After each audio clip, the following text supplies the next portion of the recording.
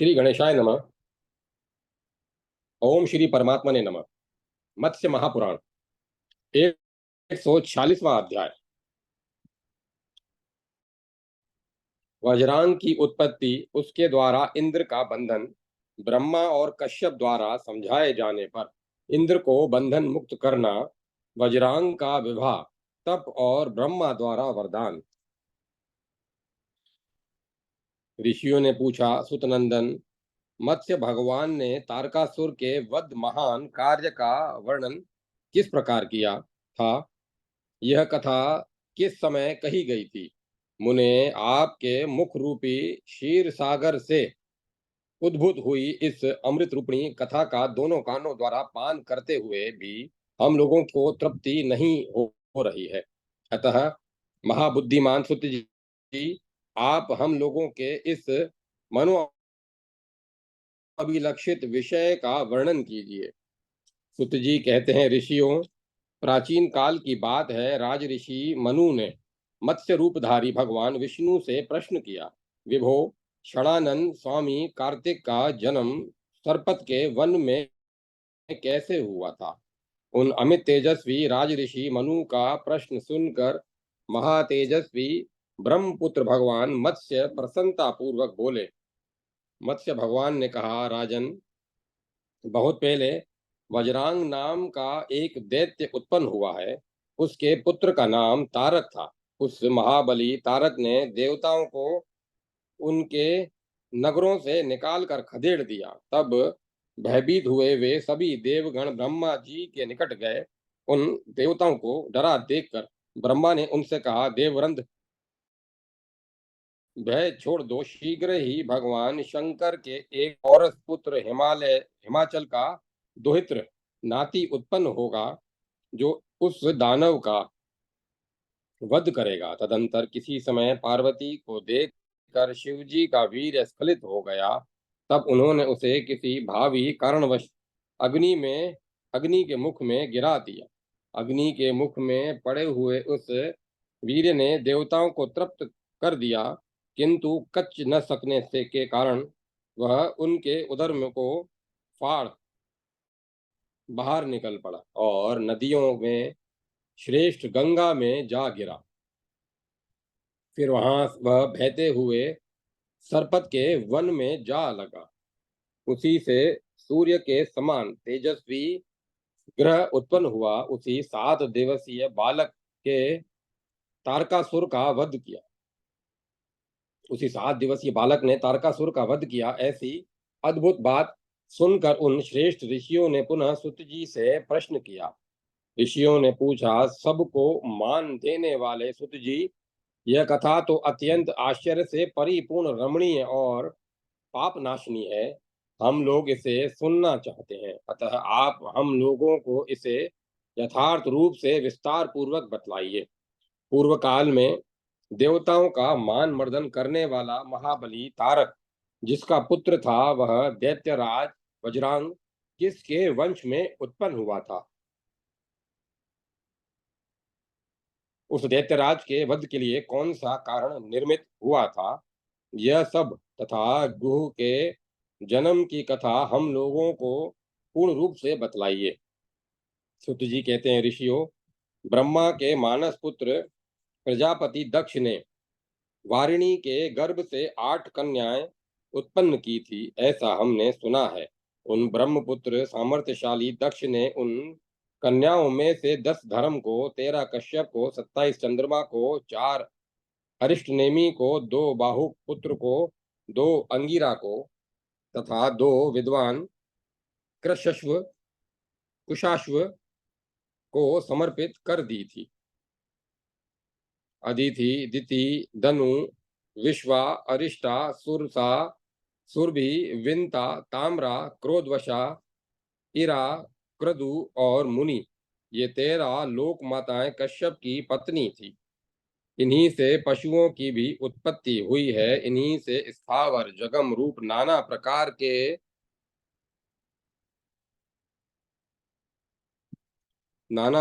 के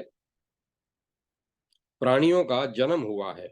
देवेंद्र, उपेंद्र और सूर्य आदि सभी देवता अदिति से उत्पन्न माने जाते हैं। दिति के गर्भ से हिरण्यकश्यपु आदि दैत्यगण उत्पन्न हुए। धनु के दानव और गौ आदि पशु सुरभि के संतान हुए।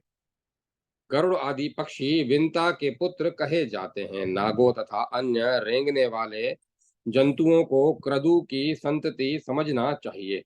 कुछ समय बाद हिरण्यकश्यपु समस्त देवगणों के स्वामी त्रिलोकीनाथ इंद्र को जीत कर राज्य करने लगा। तदंतर कुछ समय बीतने पर हिरण्यकश्यपु आदि देवगण भगवान विष्णु के हाथों मारे गए तथा शेष दानवों का इंद्र ने युद्ध स्थल में सफाया कर दिया। इस प्रकार जब दिति के सभी पुत्र मार डाले गए तब उनसे अपने पति देव महर्षि कश्यप से युद्ध में इंद्र का वध करने वाले अन्य महाबली पुत्र की याचना की। तब सामर्थ्यशाली कश्यप जी ने उसे वर प्रदान करते हुए कहा, देवी तुम 1000 वर्ष तक पवित्र मन से नियम का पालन करो तो तुम्हें ऐसा पुत्र प्राप्त होगा। पति द्वारा ऐसा कहे जाने पर वह नियम में तत्पर हो गई। जिस समय वह नियम में संलग्न थी उसी समय सहस्त्र नेत्रधारी इंद्र उसके निकट आकर सावधानी पूर्वक उसकी सेवा करने लगे। यह देखकर उसने इंद्र पर विश्वास कर लिया। तब 1 सहस्त्र वर्ष की अवधि में 10 वर्ष शेष रह गए। तब तपस्या के निरत वरदायिनी दिति परम प्रसन्न होकर इंद्र से बोली। दिति ने कहा, पुत्र अब तुम ऐसा समझो कि मेरे प्राय अपने व्रत को पूर्ण कर लिया है। पाक शासन व्रत की समाप्ति पर तुम्हारे एक भाई उत्पन्न होगा। वत्स उसके साथ तुम अपनी इस राजधानी तथा निष्कटक त्रिलोकी के राज्य का इच्छा अनुसार उपभोग करना। ऐसा कहकर स्वयं दिति निद्रा के वशीभूत हो सो गई। उस समय भावी कार्य के गौरव के कारण वह अपने नियम से च्युत हो गई, क्योंकि सोते समय उसके खुले हुए बाल चरणों से दबे हुए थे। त्रुटि ऐसी त्रुटि पर अवसर पाकर देवराज इंद्र दिति के उदर में प्रविष्ट हो गए और अपने वज्र से उस गर्भ के 7 टुकड़े कर दिए। तत्पश्चात इंद्र ने क्रदु होकर पुनः प्रत्येक टुकड़े को भागों में विभक्त कर दिया। इतने में ही दिति की निद्रा भंग हो गई। तब वह सचेत होकर बोली, अरे इंद्र, मेरी संतति का विनाश मत कर। यह सुनकर इंद्र दिति के उदर से बाहर निकल आए और अपनी उस विमाता के आगे हाथ जोड़कर खड़े हो गए। फिर डरते डरते मंद स्वर से यह वचन बोले। इंद्र ने कहा, मां, आप दिन में सो रही थी और आपके बाल पैरों के नीचे दबे हुए थे। इस नियम च्युति के कारण मैंने आपके गर्भ को 7 भागों में पुनः प्रत्येक को 7 भागों में विभक्त कर दिया। इस प्रकार मैंने आपके पुत्रों को 49 भागों में बांट दिया है। अब मैं उन्हें देवताओं द्वारा पूजित स्वर्गलोक में स्थान प्रदान करूंगा। तब ऐसा उत्तर पाने पर देवी दिति ने कहा, अच्छा ऐसा ही हो। तदंतर कजरारे नेत्रों वाली दिति देवी ने पुनः अपने पति महर्षि कश्यप से याचना की, प्रजापते, मुझे एक ऐसा ऊर्जस्वी पुत्र प्रदान कीजिए जो इंद्र को पराजित करने में समर्थ हो तथा स्वर्गवासी देवगण अपने शस्त्रास्त्रों से जिसका वध न कर सके। इस प्रकार कहे जाने पर महर्षि कश्यप अपनी उस अत्यंत दुखिया पत्नी से बोले, पुत्र वत्सले, 10,000 वर्षों तक तपस्या करने के उपरांत तुम्हें पुत्र की प्राप्ति होगी। तुम्हारे गर्भ से वज्रांग नाम का पुत्र उत्पन्न होगा। उसके अंग वज्र के सार तत्व के समान सुदृढ़ और लोह निर्मित शस्त्रों अस्त्रों द्वारा अच्छेद होंगे। इस प्रकार वरदान पाकर दिति देवी तपस्या करने के लिए वन में चली गई। वहां उन्होंने 10,000 वर्षों तक घोर तप किया।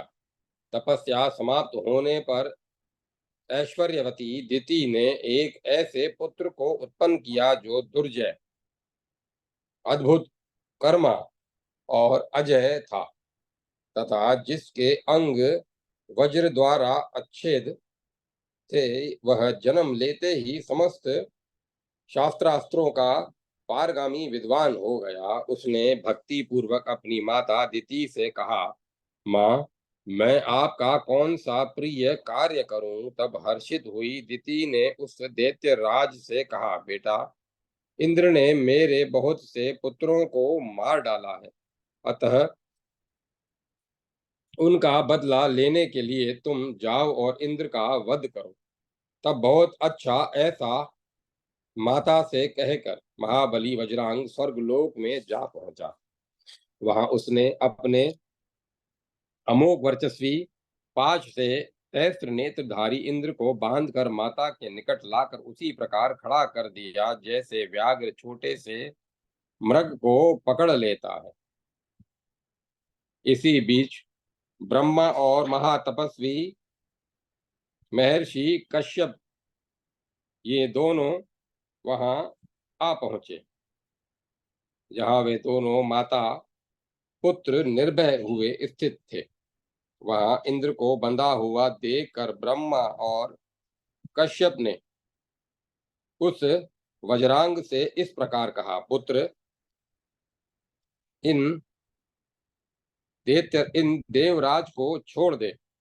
इनको बांधने अथवा मारने से तेरा कौन सा प्रयोजन सिद्ध होगा? बेटा, सम्मानित पुरुष का अपमान ही उसकी मृत्यु से बढ़कर बतलाया गया है। हम लोगों के कहने से जो बंधन मुक्त हो रहा है उसे तू मरा हुआ ही जान। वत्स, दूसरे के गौरव से मुक्त हुआ मनुष्य शत्रु का भारवाही अर्थात आभारी हो जाता है। उसे दिन प्रतिदिन जीते हुए मृतक तुल्य ही समझना चाहिए। शत्रु के वश में आ जाने पर महान पुरुषों का शत्रु के प्रति वैर भाव नहीं रह जाता। यह सुनकर वज्रांग विनम्र होकर कहने लगा, देव, इंद्र को बांधने से मेरा कोई प्रयोजन नहीं है। यह तो मैंने माता की आज्ञा का पालन किया है। आप तो देवताओं और असुरों के स्वामी तथा मेरे प्रपितामह हैं, अतः मैं अवश्य आपकी आज्ञा का पालन करूंगा। यह लीजिए, इंद्र बंधन मुक्त हो गया। देव, मेरे मन में तपस्या करने के लिए बड़ी लालसा है। भगवान भगवान यह भगवान वह आपकी कृपा से निर्विघ्न पूरा हो जाए। ऐसा कहकर वह चुप हो गया। तब उस दैत्य को चुपचाप सामने स्थित देखकर ब्रह्मा इस प्रकार बोले। ब्रह्मा ने कहा, बेटा, तूने जो मेरी आज्ञा का पालन किया है, यही मानो तूने घोर तप कर लिया। इस चित्त शुद्धि से तुझे अपने जन्म का फल प्राप्त हो गया। ऐसा कहकर पद्मयोनि भगवान ब्रह्मा ने एक विशाल नेत्रों वाली कन्या की सृष्टि की और उसे वज्रांग को पत्नी रूप में प्रदान कर दिया। पुनः उस कन्या का वारांगी नाम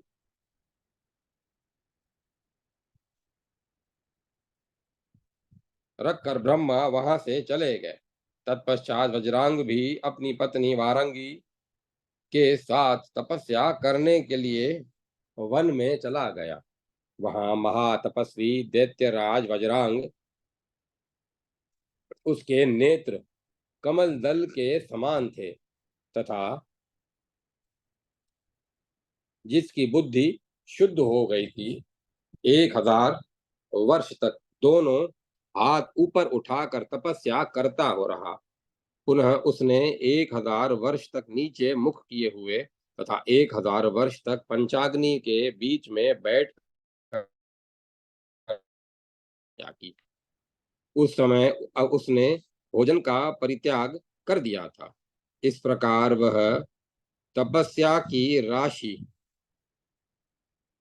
जैसा था। तत्पश्चात उसने 1000 वर्ष तक जल के भीतर बैठकर जप किया। जिस समय वह जल के भीतर प्रविष्ट होकर तप कर रहा था, उसी समय उसकी अत्यंत सुंदरी और महाव्रत परायणा पत्नी वारांगी भी उसी सरोवर के तट पर मौन धारण कर तपस्या करती हुई घोर तप में संलग्न हो गई। उस समय वह निराहार ही रहती थी। उसकी उसके तपस्या करते समय उसे तप से डिगाने के निमित्त इंद्र तरह तरह की विभीषिकाएं उत्पन्न करने लगे। वे बंदर का विशाल रूप धारण कर उसके आश्रम पर पहुंचे और वहां के संपूर्ण तुम्बी घट और पिटारी आदि को तितर बितर कर दिया। फिर मेष रूप से उसे भली भांति कपाया। तत्पश्चात सर्प का रूप बनाकर उसके दोनों चरणों को अपने शरीर से बांधकर उस इस पृथ्वी घूमते हुए उसे दूर तक घसीटते रहे। किंतु वारांगी तपोबल से संपन्न थी, अतः इंद्र द्वारा मारी न जा सकी। तब इंद्र ने श्रगाल का रूप धारण कर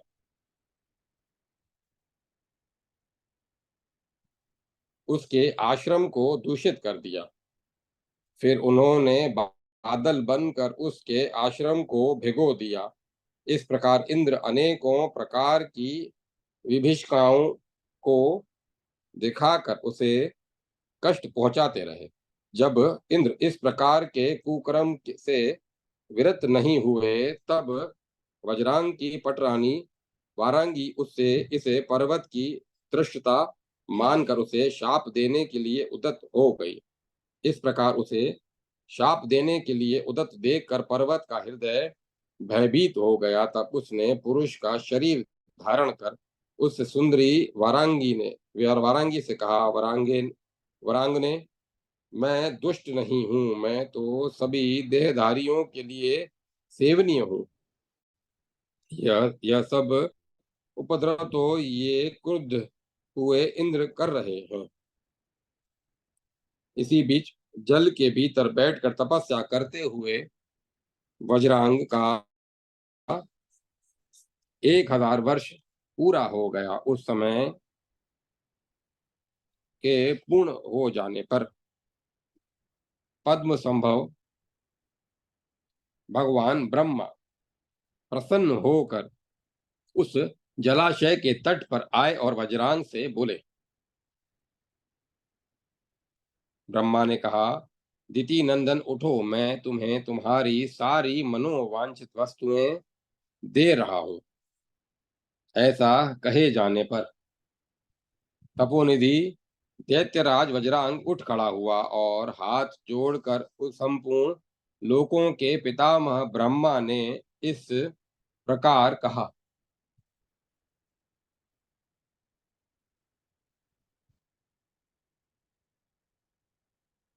वज्रांग ने कहा,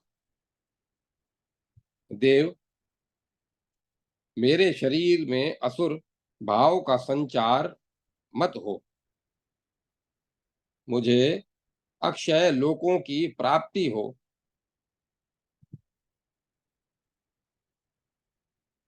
तपस्या में ही मेरी रति हो और मेरा यह शरीर वर्तमान रहे।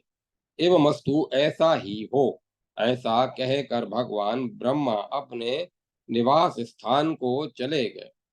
वज्रांग भी तपस्या के समाप्त हो जाने पर संयम नियम से निवृत्त हुए। उस समय उसे भोजन की इच्छा जागृत हुई, परंतु उसे अपने आश्रम में अपनी पत्नी न दिख पड़ी। तब भूख से पीड़ित हुआ वज्रांग फल मूल लाने के लिए उस पर्वत के वन में प्रविष्ट हुआ, जहां उसने अपनी प्रिय पत्नी को देखा। जो थोड़े मुख ढके हुए दीन भाव से रुदन कर रही थी। उसे देखकर दैत्यराज वज्रांग उसे सांत्वना देते हुए बोला। वज्रांग ने कहा, भीरु, यमलोक को जाने के लिए उदत किस व्यक्ति ने तुम्हारा अपकार किया है, अथवा मैं तुम्हारी कौन सी कामना पूर्ण करूं? भामिनी, तुम मुझे शीघ्र बतलाओ। इस प्रकार श्री मत्स्य महापुराण में 146वां अध्याय संपूर्ण हुआ। 147वां अध्याय। ब्रह्मा के वरदान से तारकासुर की उत्पत्ति और उसका राज्याभिषेक। जय माता सरस्वती, जय माता सरस्वती।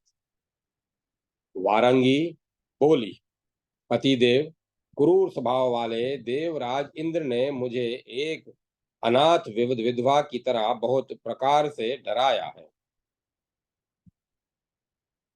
अपमानित किया है, ताड़ना दी है और कष्ट पहुंचाया है। इसीलिए दुख का अंत न देकर मैं अपने प्राणों का परित्याग करने के लिए उद्यत हूँ।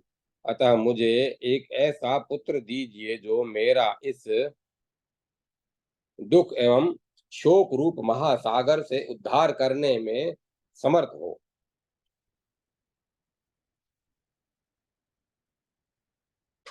पत्नी द्वारा ऐसा कहे जाने पर दैत्यराज वज्रांग का हृदय क्रोध से व्याकुल हो गया।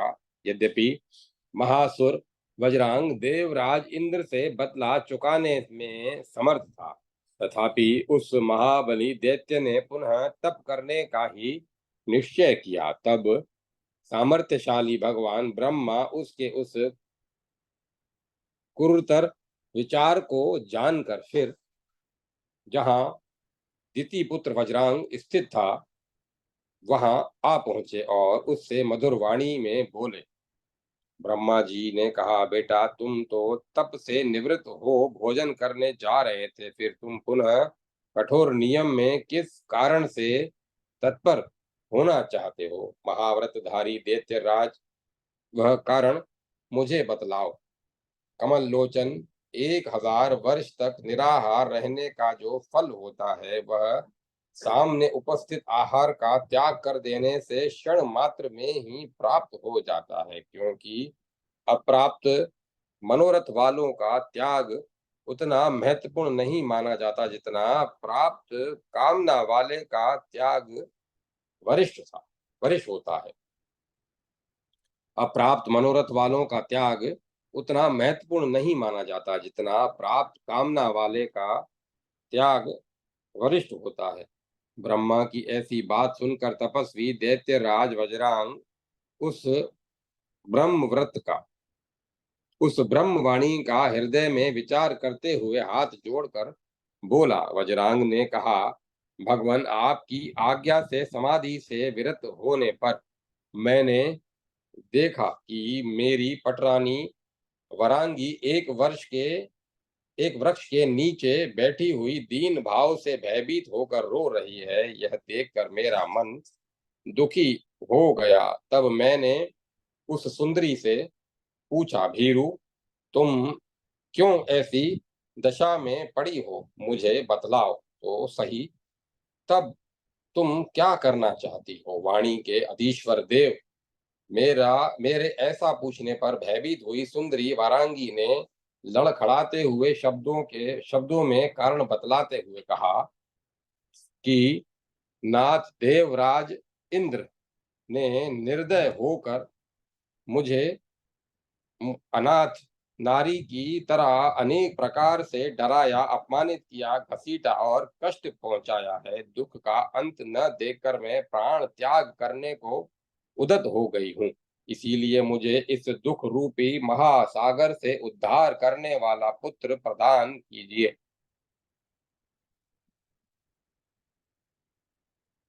उसके ऐसा कहने पर मेरा मन संक्षुब्ध हो उठा है, इसीलिए मैं उसे पुत्र प्रदान करने के लिए उद्यत हो देवताओं पर विजय पाने के लिए घोर तप करूंगा।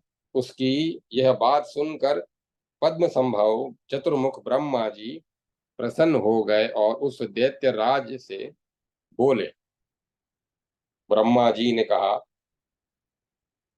वत्स, तुम्हारी तपस्या पूरी हो चुकी है।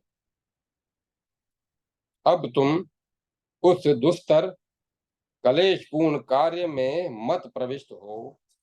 तुम्हें तारक नामक ऐसा महाबली पुत्र प्राप्त होगा जो देवांगनाओं के कल्पों केश कलाप को खोल देने वाला होगा, अर्थात उन्हें विधवा की परिस्थिति में ला देगा। ब्रह्मा द्वारा इस प्रकार कहे जाने पर दैत्यराज वज्रांग का मुख हर्ष से हिल उठा। वह ब्रह्मा जी के चरणों में प्रणिपात करके अपनी पटरानी वरांगी के पास आया और उसने पुत्र प्राप्ति के वरदान की बात बतलाकर उसे आनंदित किया। तत्पश्चात दोनों पति पत्नी कृतार्थ होकर प्रसन्नता पूर्वक अपने आश्रम को लौट गए।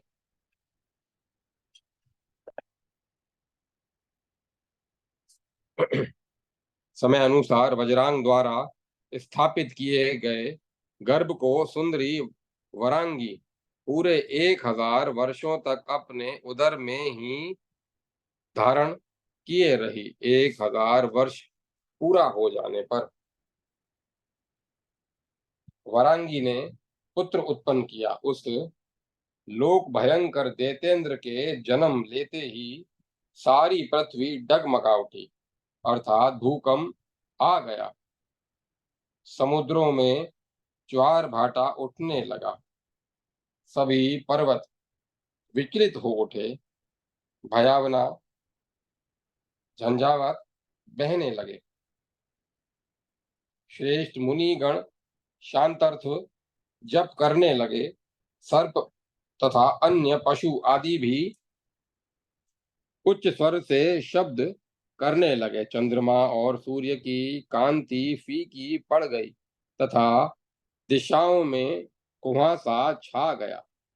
द्विजवरों, उस महासुर के जन्म लेने पर सभी प्रधान असुर हर्ष से भरे हुए वहां आ पहुंचे।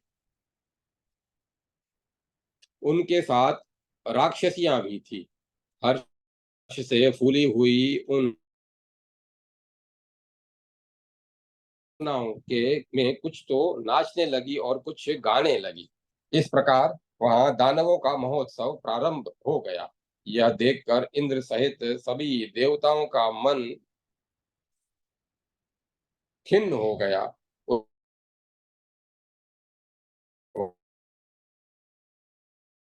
का मुख देखकर हर्ष से भर गई। उसी समय वह देवराज इंद्र की विजय को तुच्छ मानने लगी। प्रचंड पराक्रमी दैत्यराज तारक जन्म लेते ही पृथ्वी को भी उठा लेने में समर्थ कुजम्ब और महेश आदि सभी प्रधान असुरों द्वारा संपूर्ण असुरों के सम्राट पद पर अभिषिक्त कर दिया गया। मुनिवर तब उस महान राज्य का अधिकार पाकर तारक उन दानव श्रेष्ठ से ऐसा युक्ति संगत वचन बोला। इस प्रकार श्री मत्स्य महापुराण में तारकासुर उपाख्यान में तारकोत्पत्ति नामक 147वां अध्याय संपूर्ण हुआ। जय माता सरस्वती। जय मां सरस्वती। जय जगदम्बे। 148वां अध्याय तारकासुर की तपस्या और ब्रह्मा द्वारा उसे वरदान प्राप्ति। देवासुर संग्राम की तैयारी तथा दोनों दलों की सेनाओं का वर्णन। तारक ने कहा, महाबली असुरों, आप लोग ध्यान पूर्वक मेरी बात सुनो। आप सभी लोगों को इस कार्य की तैयारी में सर्वप्रथम अपने कल्याण के लिए विचार कर लेना चाहिए। दानव वृंद, देवता लोग हम सभी के कुल का सदा संहार करते रहते हैं। इस कारण उनके साथ विरोध करना हम लोगों का जातिगत धर्म है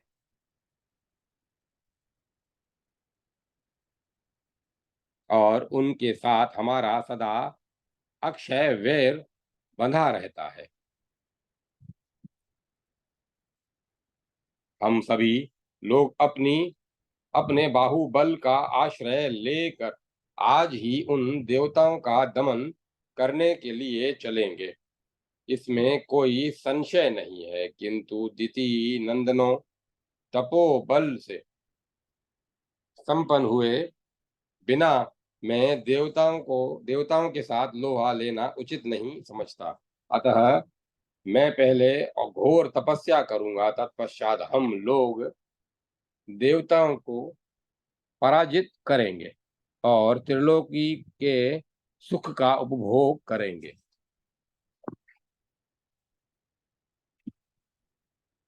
क्योंकि सुदृढ़ उपाय करने वाला पुरुष ही अनपायनी लक्ष्मी का पात्र होता है। दी वाला पुरुष चंचला लक्ष्मी की रक्षा नहीं कर सकता। तारकासुर के उस कथन को सुनकर वहां उपस्थित सभी दानव और दैत्य आश्चर्य चकित हो उठे और वे सभी ठीक है ऐसा कहने लगे। तत्पश्चात तारकासुर तपस्या करने के लिए पारियात्र पर्वत अरावली एवं विंध्य का पश्चिम भाग की उत्पत्ति उत्तम कंदरा के पास पहुंचा।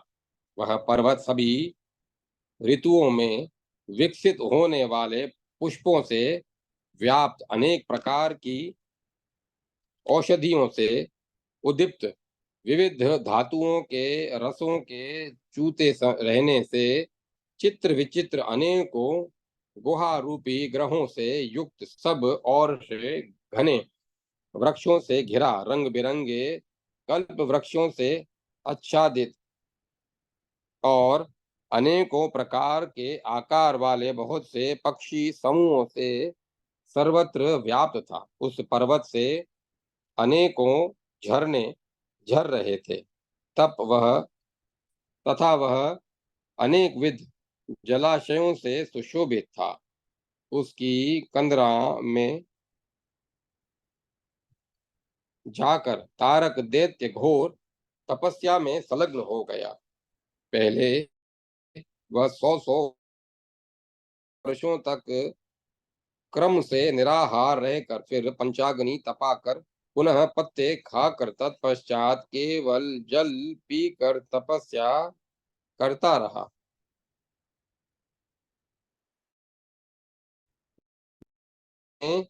प्रतिदिन अपने शरीर से 16 मासा मांस काट काट कर अग्नि में हवन करना प्रारंभ किया, जिससे उसका शरीर मांस रहित हो गया। इस प्रकार उसने उसके मांस रहित हो जाने पर वह तपह पुंज सा दिख पड़ने लगा। उसके तेज से चारों ओर सभी प्राणी संतप्त हो उठे। समस्त देवगण उसकी तपस्या से भयभीत हो उद्विग्न गए उद्विग्न हो गए।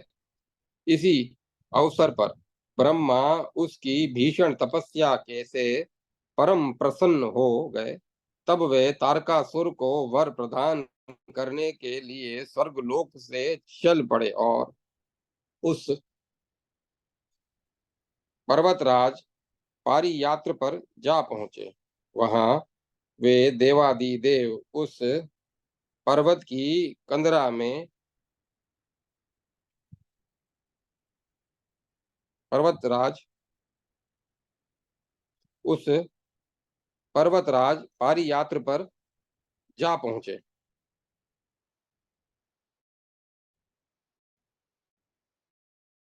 कंदरा में स्थित तारका के निकट जाकर उससे मधुर वाणी में बोले। ब्रह्मा जी ने कहा, पुत्र, तुम्हें अब तप करने की आवश्यकता नहीं है। वह पूरी हो चुकी, अतः तुम्हारे लिए कुछ भी अब असाध्य नहीं है। अब तुम्हारे मन में जो रुचे वह उत्तम वर मांग लो। ब्रह्मा द्वारा इस प्रकार कहे जाने पर परम पराक्रमी दैत्यराज तारक ने स्वयंभू भगवान ब्रह्मा को प्रणाम किया और विनम्र भाव से हाथ जोड़कर कहा। तारक बोला, सभी प्राणियों के मन में निवास करने वाले देव, आप सभी जीवों की चेष्टा को जानते हैं। प्राय प्रत्येक मनुष्य अपने शत्रुओं के शत्रु से बदला लेने की भावना से उसे जीतने का इच्छुक रहता है। हम लोगों का जाति धर्म अनुसार देवताओं के साथ वैर है।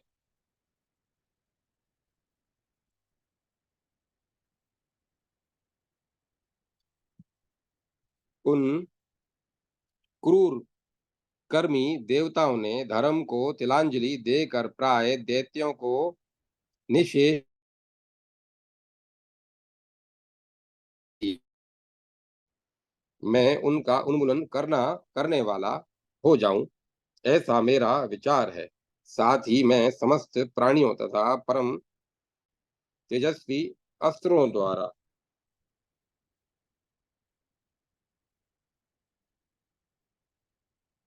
अवध्य हो जाऊं।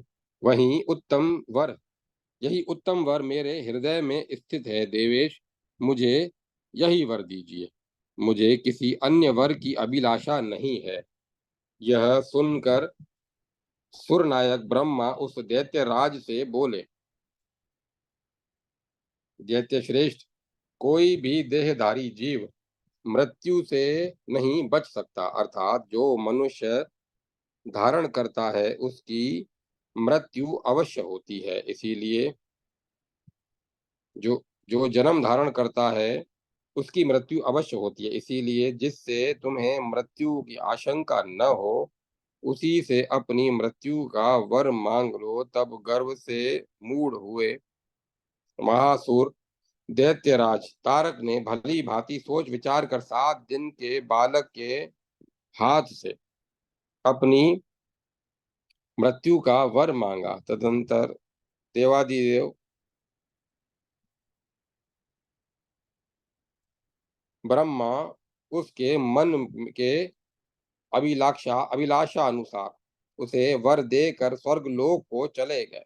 उधर दैत्यराज तारक भी अपने निवास स्थान को लौट आया। तब सभी दैत्याधिपति तपस्या को पूर्ण करके लौटे हुए उस दैत्यराज तारक को घेर कर इस प्रकार बातें करने लगे, जैसे स्वर्गलोक में देवगण इंद्र को घेर कर बातें करते हैं। दैत्यों के उस महान साम्राज्य पर दैत्य नंदन तारक के अवस्थित होने पर छहों ऋतुएं शरीर धारण कर अपने अपने काल के अनुसार सभी गुणों से युक्त हो उपस्थित हुई। सभी लोकपाल उसका किंकर बनकर रहने लगे। कांति, ध्रुति, तुति, मेधा और श्री, ये सभी देवियां गुण युक्त होकर निष्कपट भाव से उस दानवराज की ओर देखती हुई उसे घेर कर खड़ी रहती थी। तब वह दैत्यराज शरीर में काला अगरू का लेप कर बहुमूल्य मुकुट से विभूषित हो और मनोहर बाजूबंद बांधकर विशाल सिंहासन पर बैठता।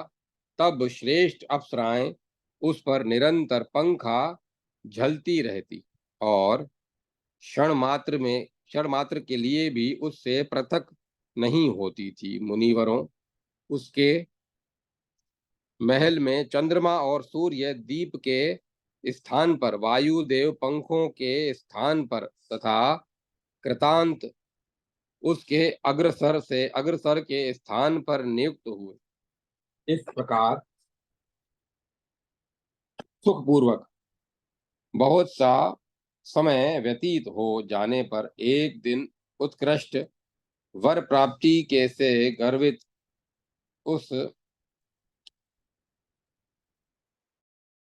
हुआ दैत्यराज तारकासुर अपने मंत्रियों से बोला। तारक ने कहा, अमात्यों, स्वर्गलोक पर आक्रमण किए बिना मुझे इस राज्य से क्या लाभ है।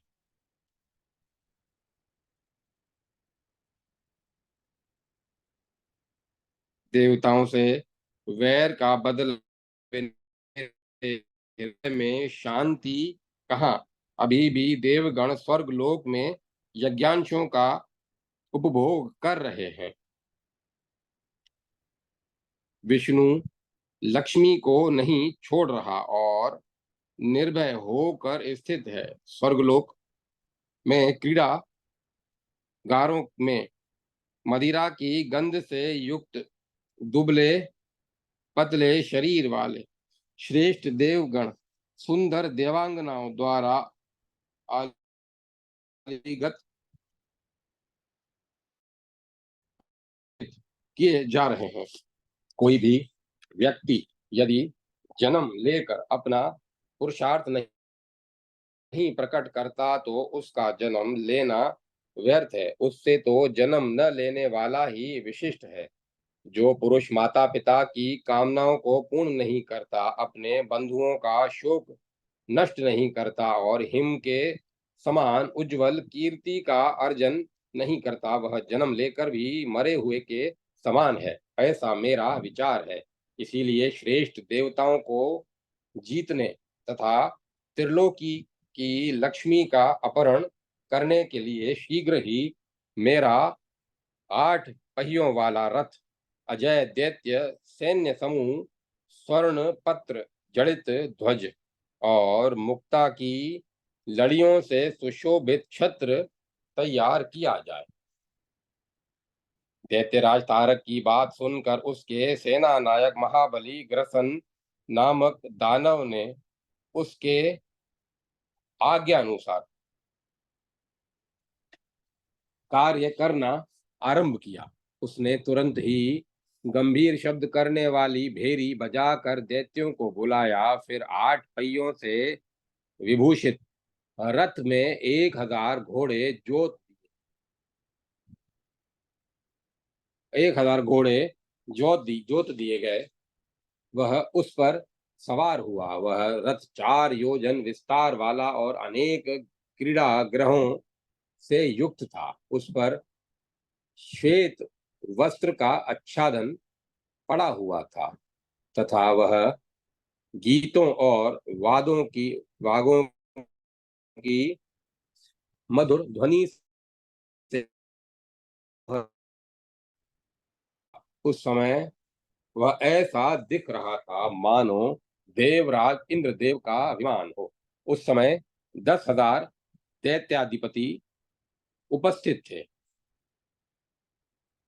वे सभी दैत्य प्रचंड पराक्रमी थे। उनका अगुआ जम्ब था।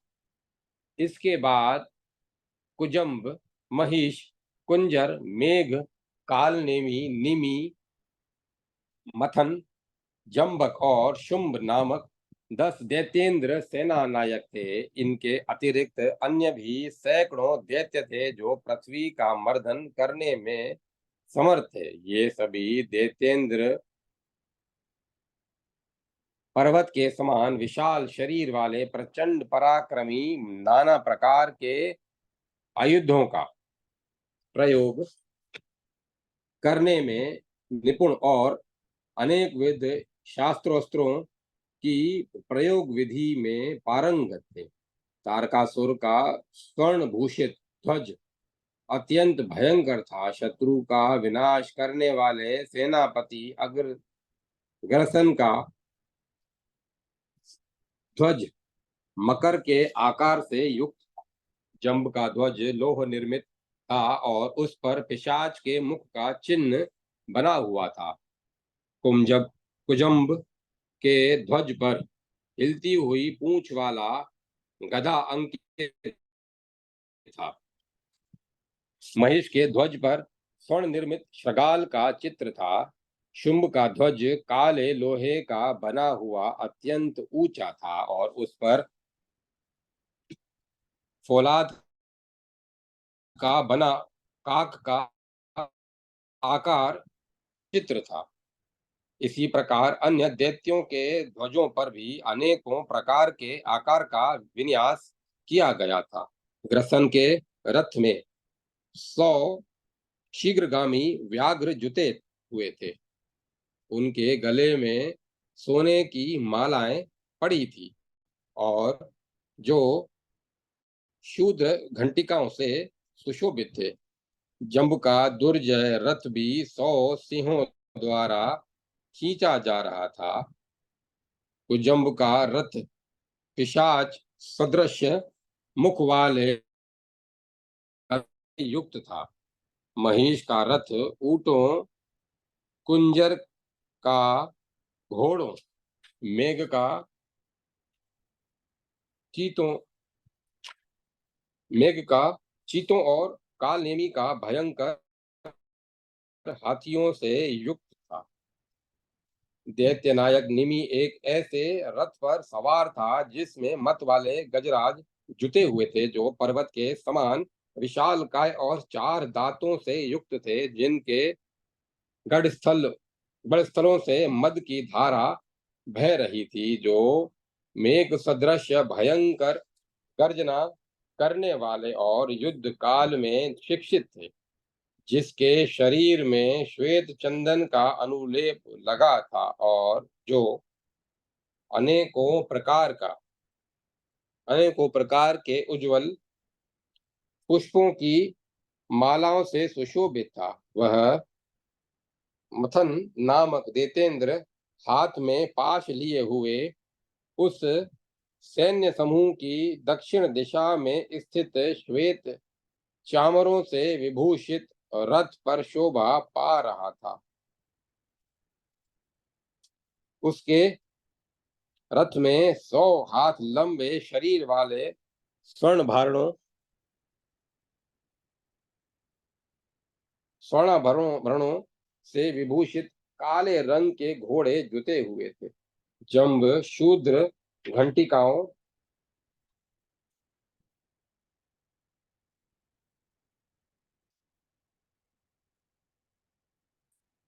से सुशोभित ऊंट पर सवार था। शुंभ नामक दानव काल के समान भयंकर एवं श्वेत वर्ण वाले एक विशाल काय मेष पर आरूढ़ था। दूसरे भी दानववीर नाना प्रकार के वाहनों पर चढ़कर चल रहे थे। वे सभी दैत्य उद्भुत पराक्रम पूर्ण कर्म करने वाले कुंडल और पगड़ी से विभूषित अनेक प्रकार के दुपट्टों से सुशोभित नाना प्रकार की मालाओं से सुसज्जित और अनेक विध सुगंधित पदार्थों से सुवासित थे। उनके आगे आगे बंदीगण स्तुति गान कर रहे थे। उनके साथ अनेकों प्रकार के युद्ध के बाजे बज रहे थे और वे सभी अग्रसर महारथी अनेक विध श्रृंगार से सुसज्जित थे। उस सेना के में प्रधान प्रधान असुर पराक्रमी पराक्रमपूर्ण कथाओं के कहने सुनने में आसक्त थे। दैत्य से तारकासुर की वह सेना मतवाले और एवं पराक्रमी हाथियों, घोड़ों और रथों से व्याप्त होने के कारण अत्यंत भयंकर दिख रही थी। उसमें ध्वजाएं फहरा रही थी और बहुत से पैदल सैनिक भी थे। इस प्रकार वह सेना देवताओं से टक्कर लेने के लिए प्रस्थित हुई। इसी अवसर पर देवदूत वायु दानवों की उस सेना को प्रस्थित हुए इंद्र को सूचित करने के लिए स्वर्ग लोक में जा पहुंचे। वहां उन्होंने महात्मा महेंद्र की दिव्य सभा में जाकर देवताओं के बीच उस उपस्थित हुए कार्य की सूचना दी। उसे सुनकर उस समय महाबाहु इंद्र राज देवराज इंद्र ने पहले तो अपनी आंखें बंद कर ली। फिर वे बृहस्पति जी से इस प्रकार बोले।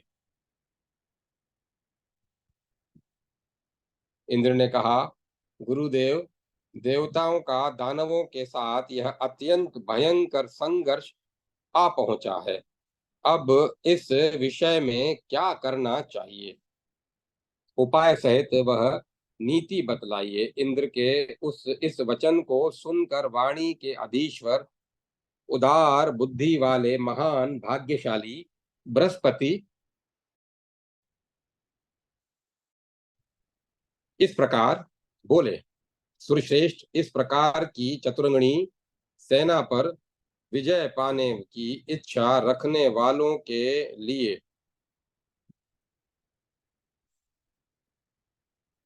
साम पूर्वक नीति बतलाई गई है। यही सनातनी स्थिति है। नीति के साम, भेद, दान और दंड, ये चार अंग हैं। राजनीति के प्रयोग में क्रमशः देश, काल और शत्रु की योग्यता आदि का क्रम देखना चाहिए।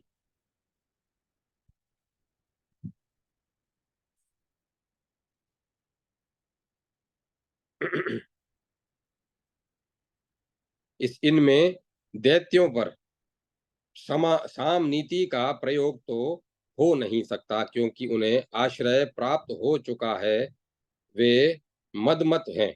जाति धर्म के अनुसार भेद नीति का प्रयोग करके उनमें फूट भी नहीं डाला जा सकता, तथा जिन्हें लक्ष्मी प्राप्त है उन्हें दान देने से भी क्या लाभ होगा?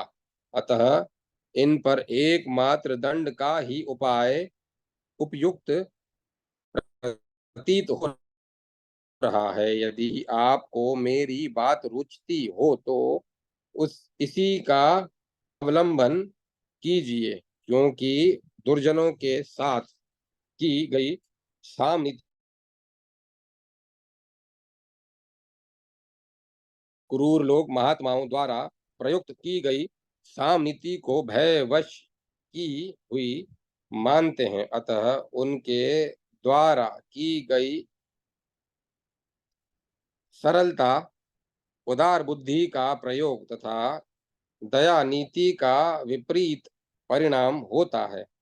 दुर्जन लोग साम नीति को भी सदा भयभीत होने के कारण प्रयुक्त की हुई मानते हैं। इसीलिए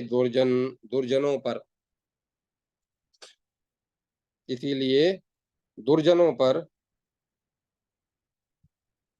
आक्रमण करने के लिए पुरुषार्थ का ही आश्रय लेना श्रेयस्कर है। दुर्जनों के आक्रांत हो जाने पर ही उन पर प्रयुक्त की हुई क्रिया फलवती होती है।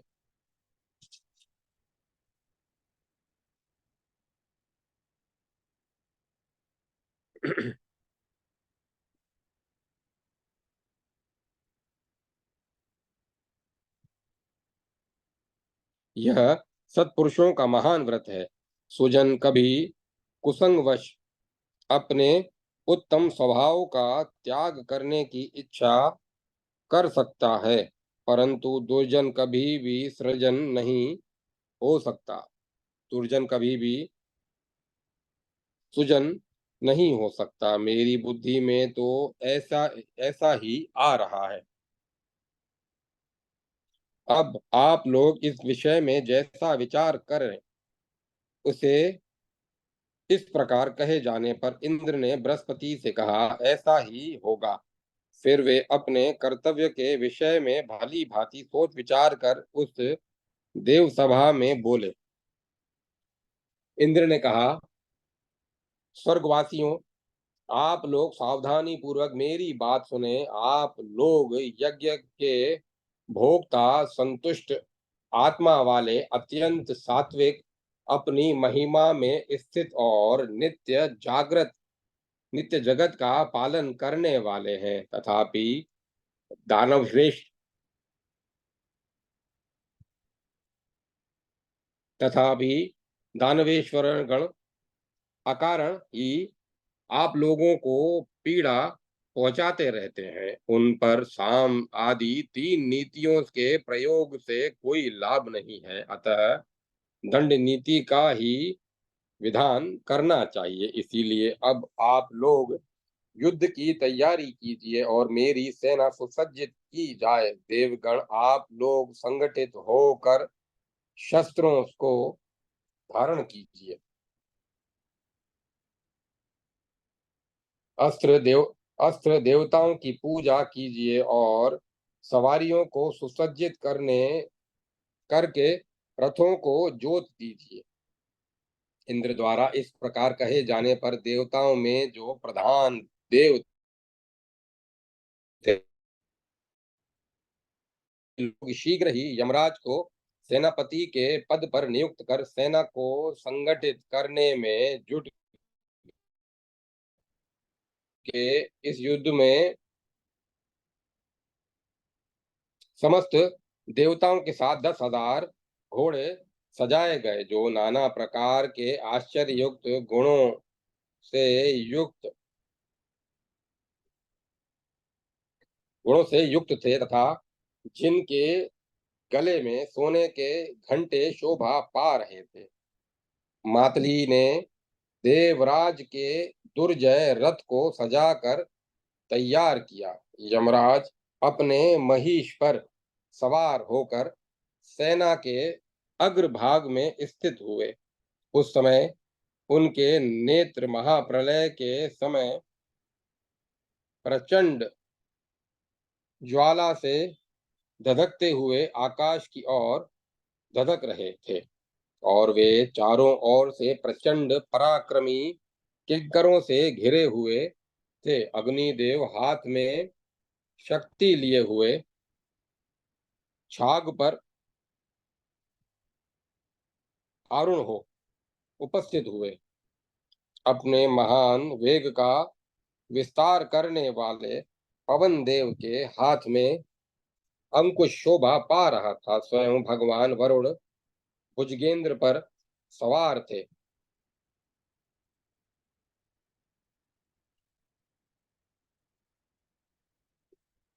जो राक्षसों के अधीश्वर आकाशचारी और भयंकर रूप वाले हैं, जिनके हाथ में तेज तलवार शोभा पा रही थी, सदा जिनका आयुध है गदा जिनका आयुध है, जो सिंह के समान भयंकर रूप से दहाड़ने वाले हैं, वे धनाध्यक्ष देवादिदेव कुबेर पालकी पर बैठकर समर में उपस्थित हुए। चतुरांगड़ी सेना के साथ चंद्रमा, सूर्य और दोनों अश्वनी कुमार भी उपस्थित हुए। स्वर्ण निर्मित आभूषणों से विभूषित गंधर्वगण अपने अधिपति के साथ उपस्थित हुए। उनके आसन स्वर्ण निर्मित थे। उनके उपरणों में सोने की पिचकारी की गई थी। उनके सोने उप, उप, उपरणों में सोने की पच्चीकारी की गई थी। वे चित्र विचित्र कवच, रथ और आयुध से युक्त थे।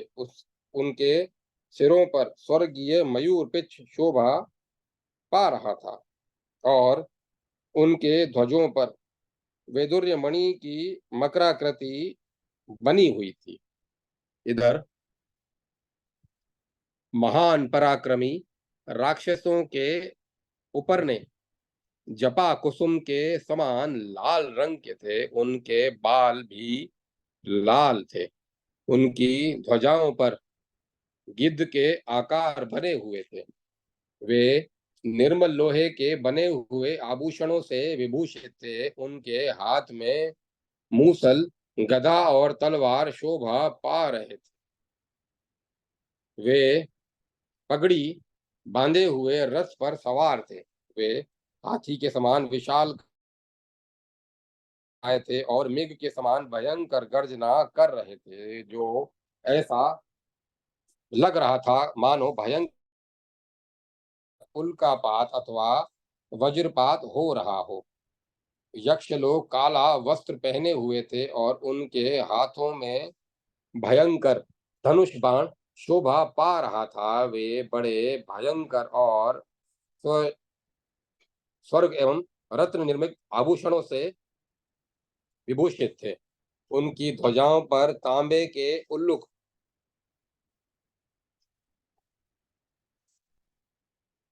उनकी ध्वजाओं पर तांबे के उल्लुक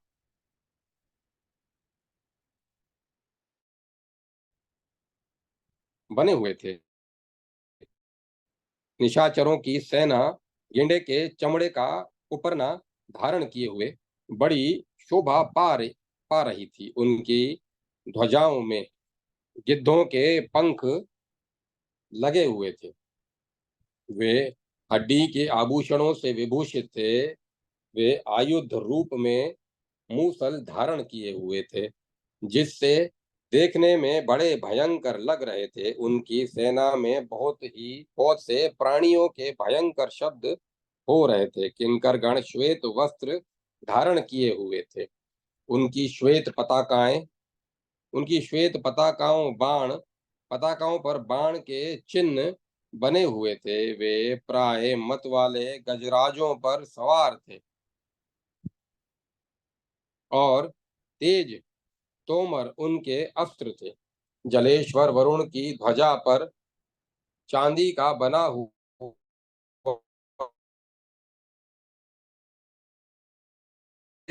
मुक्ता समूह से सुशोभित किया गया था।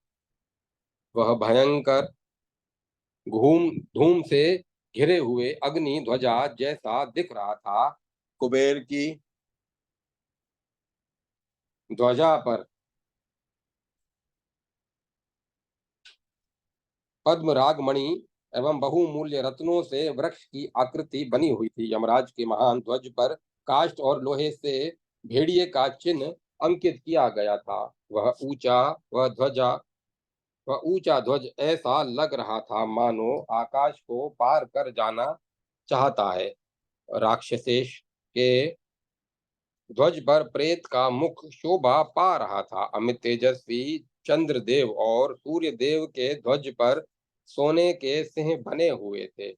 अश्वनी कुमारों के ध्वजों पर रत्नों का द्वारा कुंभ का आकार बना हुआ था। इंद्र के ध्वज पर सोने का हाथी बना हुआ था, जिसे चित्र विचित्र रत्नों से सजाया गया था और वह श्वेत चवर से सुशोभित था। नाग, यक्ष, गंधर्व, महोरग और निशाचरों से भरी हुई देवराज इंद्र की सेना त्रिभुवन में अजय थी। इस प्रकार उस देव सेना में देवताओं की संख्या 33 करोड़ थी। उस समय स्वर्गलोक में सहस्र नेत्रधारी महाबली पाक शासन इंद्र ऐरावत नामक गजराज पर, जो हिमालय के समान विशाल काय था, जिसके श्वेत कान चवर के समान हिल रहे थे, जिसके गले में स्वर्ण निर्मित कमलों की निर्मल एवं सुंदर माला लटक रही थी, जिसके उज्जवल मस्तक पर कुसुम से कुसुम से पत्रभंगी की रचना की गई थी, तथा जिसके कपोलों पर भ्रमर समूह क्रीड़ा करते हुए मंडरा रहे थे, बैठे हुए शोभा पा रहे थे। वे चित्र विचित्र आभूषण तथा वस्त्र पहने हुए थे। चमकीले वस्त्रों के बने हुए विशाल छत्र से सुशोभित थे। उनके बाजूबंद की फैलती हुई प्रभा भुजा के अग्रभाग को सुशोभित कर रही थी और हजारों बंदी उनकी स्तुति कर रहे थे। इसी प्रकार जो घोड़ों और हाथियों के सैन्य समूह से व्याप्त श्वेत छत्र एवं ध्वज समूहों से सुशोभित अजय पैदल सैनिकों से भरी हुई तथा नाना प्रकार के आयुध धारण करने वाले योद्धाओं से युक्त होने के कारण दुस्तर वह देवसेना भी अत्यंत शोभा पा रही थी। इस प्रकार श्री मत्स्य महापुराण के तारकोपाख्यान में रणयोजन नामक 148वां अध्याय संपूर्ण हुआ। जय माता गायत्री। जय मां गायत्री। 149वां अध्याय देवासुर संग्राम का प्रारंभ। सुत जी कहते हैं, ऋषियों, देवताओं और असुरों के उस अत्यंत भीषण संग्राम के अवसर पर दोनों ही सेनाओं में घोर गर्जना के साथ साथ अत्यंत भयंकर संघर्ष छिड़ गया। उस समय देवता और दैत्य सिंहनाद कर रहे थे। शंख, भेरी और तुरही का शब्द हो रहा था। हाथी चिंघाड़ रहे थे। यूथ घोड़े घोड़े हिंस रहे थे। रथ के पहियों की गड़गड़ाहट हो रही थी और वीरों द्वारा खींची हुई प्रत्यंचा के चटाचट शब्द हो रहे थे। इन सब के सम्मिलित हो जाने से अत्यंत भयानक ध्वनि होने लगी। अतिशय क्रोध से युक्त हो जीवन की आशा का परित्याग कर परस्पर एक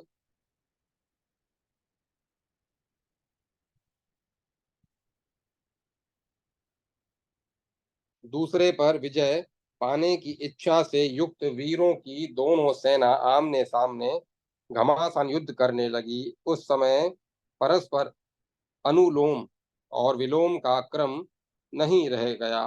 पैदल सैनिक रथी के साथ, घुड़सवार रथी के साथ, हाथी पैदल सैनिक के साथ, कहीं एक रथी दूसरे रथी के साथ, एक हाथी दूसरे हाथी के साथ, एक हाथी बहुत से घोड़ों के साथ और अकेला पैदल सैनिक बहुत से मतवाले हाथियों के साथ जूझने लगे। तदंतर आकाश मंडल में भाला, वज्र, गदा, हेलवास, कुठार, शक्ति, पटा, त्रिशूल, मुदगर, कुणव, गण, चक्र, शकु, तोमर, चमकीले अंकुश, फलयुक्त बाण, पोला बाण, वत्सदंत, अर्ध चंद्र, भाला, शाल, शतपत्र और निर्मल शुकतुंडों के प्रहार से अत्यंत अद्भुत आकार वाली वृष्टि दिख पड़ी। उससे सारी दिशाएं आच्छादित हो गई और उसने सारे जगत को अंधकार में बना दिया। उस घोर अंधकार में वे परस्पर एक दूसरे को पहचान तक नहीं पाते थे। अतः वे बिना लक्ष्य के ही